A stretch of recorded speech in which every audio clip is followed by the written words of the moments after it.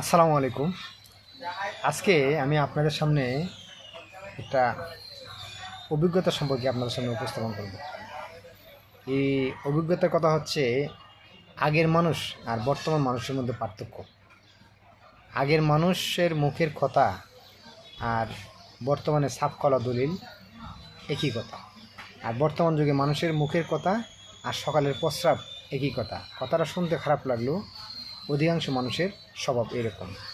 আগের মানুষ নিজের পকেটের টাকা খরচ করে সর্দারি করতো, সালিশ করতো। এখন বর্তমান যুগে যে সর্দারগুলো আছে, আপনার আমার পকেটের টাকা নিয়ে সর্দারি করে আপনাকে আমাকে আরও বিপদে ফেলায়।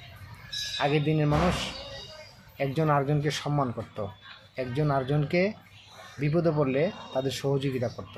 আর বর্তমান যুগের মানুষ একজন আরেকজনকে সম্মান করে না, একজন আরেকজনকে হিংসা করে আর চেষ্টা করে কারে কীভাবে বিপদে ফেলানো যায়। আগের মানুষ অন্যের দুঃখে ব্যথিত হইতো, আর বর্তমান যুগের মানুষ অন্যের দুঃখে কী হয়, খুশি হয়। আগের মানুষ অন্যের উন্নতি দেখলে খুশি হইতো, আর বর্তমান যুগের মানুষ অন্যের উন্নতি দেখলে কী হয়, হিংসা জাগে।